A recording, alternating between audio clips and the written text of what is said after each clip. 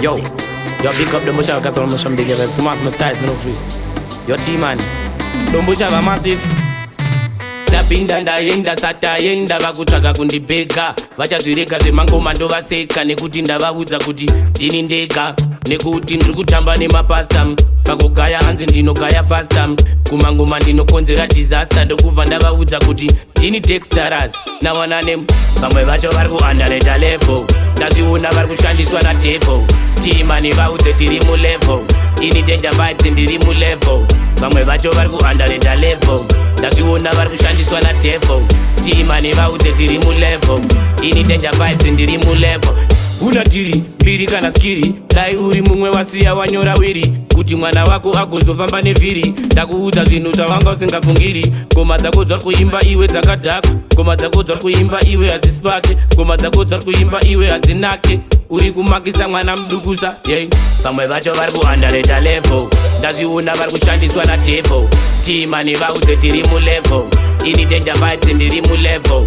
vamwe vacho vari kuunderrate level ndazviona vari kushandiswa nadevo timani vaudze tiri mulevel ini danger vibes ndiri mulevel ndapinda ndaenda sataenda vakutsvaga kundibheka vachazvirega zvemangoma ndovaseka nekuti ndavaudza kuti ndini ndega nekuti ndiri kutamba nemapasta pakugaya hanzi ndinogaya fasta kumangoma ndinokonzera disaster ndokubva ndavaudza kuti ndini Dexterus nawananem vamwe vacho vari kuunderrate level ndazviona vari kushandiswa nadevo timani vaudze tiri mulevel ini danger vibes ndiri mulevel vamwe vacho vari kuunderrate level ndazviona vari kushandiswa nadevo timani vaudze tiri mulevel ini danger vibes ndiri mulevel una tiri mbiri kana skiri dai uri mumwe wasiya wanyora wiri kuti mwana wako agozofamba nevhiri ndakuudza zvinhu zvawanga usingafungiri ngoma dzako dzari kuimba iwe dzakadhaka ngoma dzako dzari kuimba iwe hadzisipake ngoma dzako dzari kuimba iwe hadzinake uri kumakisa mwana mudukusa yei